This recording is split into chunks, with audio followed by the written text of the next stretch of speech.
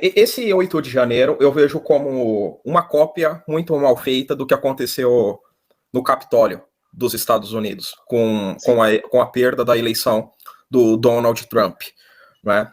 Não aceitaram a derrota lá e aqui também não aceitaram a derrota. Isso daí é mais um sintoma do que a gente já até conversou na entrevista anterior, de que o Brasil é cada vez mais um satélite do que acontece lá nos Estados Unidos. Aí chega aqui com um certo atraso.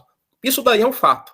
Não é? O PT, que teve a sua base lá na década de 80, nas lutas sindicais, fundado por sindicalistas, por comunistas, por socialistas, por pessoas realmente preocupadas com as pautas dos trabalhadores, não é? Cada vez mais similar ao Partido Democrata Americano, não é? Que é um partido que não altera em nada a estrutura econômica dos Estados Unidos, que não luta por mudança nenhuma. Inclusive, é até muito mais agressiva a postura das relações exteriores por parte do Partido Democrata Americano. Então, o PT acaba se assemelhando ao Partido Democrata Americano. E a direita aqui no Brasil, que hoje é representada pelo bolsonarismo, cada vez mais se assemelha também ao trumpismo. Né? Então, nós acabamos virando o quê? Um satélite da política estadunidense. Né? E nós não conseguimos mais discutir o Brasil. Acontece, por exemplo, um ato de racismo, de abuso policial por parte da polícia estadunidense, como foi o caso do George Floyd, e chega aqui no Brasil, onde eu já, inclusive, tratei com o senhor Aldo Rebelo a questão das estátuas e dos monumentos, quando começaram a depredar as estátuas e monumentos aqui no Brasil, não é? Quebrar a estátua e monumento dos bandeirantes, enfim. Por quê? Pelo que aconteceu com o George Floyd, lá nos Estados Unidos, então chega muito rápido, não necessariamente o que é bom, nesse mundo globalizado, nessa globalização da informação. Show de bola, show de bola. É exatamente isso aí mesmo. O brasileiro quer imitar tudo que o americano faz. Né? Infelizmente. Tá? E deixa eu verificar aqui. Sobre o dia 8 de janeiro também, alguns dias antes, a gente tem visto também muitos bolsonaristas pagando mico, né? Eles vivem numa bolha e eles disseminaram fake news, diversas notícias ridículas, né? Como, por exemplo, ali, dizendo que o Alexandre de Moraes foi preso, eles passaram também a rezar para pneu, se atirar também em caminhão, os caras se atirando em caminhão.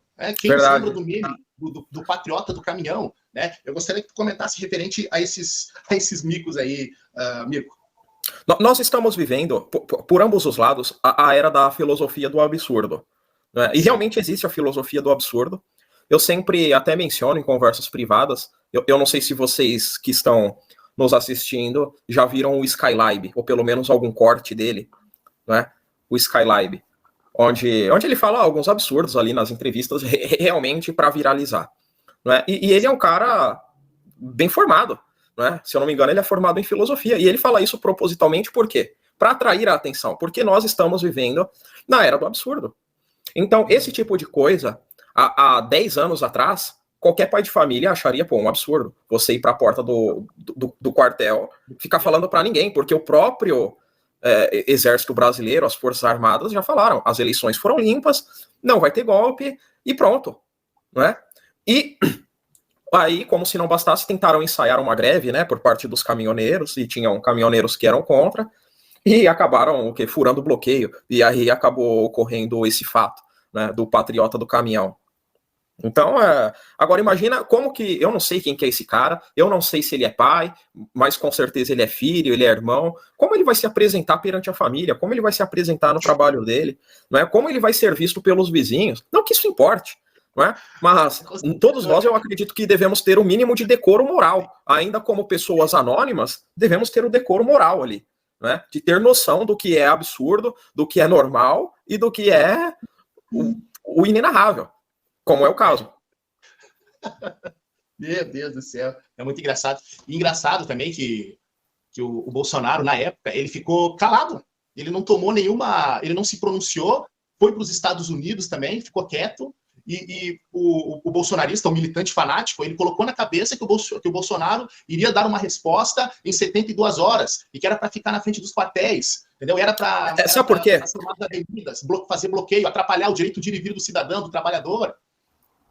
O Bolsonaro, ele inflamou isso aí. Porque ele falou, vão para as ruas. Ele insultou o Alexandre de Moraes. Ele deu esperanças de que a eleição, de que o Lula não tomaria posse, embora tivesse ganho a eleição. Só que o que aconteceu? Ele promoveu esse circo todo e debandou, não fez nada. Ele deixou os, entre aspas, patriotas a ver navios. E o que aconteceu com eles? Foram todos para a cadeia. Estão respondendo processos, tiveram as contas bloqueadas, os donos dos ônibus tiveram seus ônibus apreendidos, foram multados, ou seja, causou uma verdadeira baderna na vida privada de cada cidadão, enquanto que o Bolsonaro ele continua aí. O filho dele continua deputado, o outro filho continua senador, ele continua com a aposentadoria dele, ele continua com um certo poder político, embora esteja inelegível. O poder político ele não é só eletivo, né? Ele também é do quanto você pode influenciar na política, enquanto que essas pessoas aí tiveram as suas vidas totalmente bagunçadas e colocaram a culpa em quem? No STF, quando na verdade foi o Bolsonaro que não cumpriu aquilo que ele se propôs a cumprir. Pelo contrário, ele abaixou o tom. Ninguém ouve mais o Bolsonaro falando, por exemplo, do STF.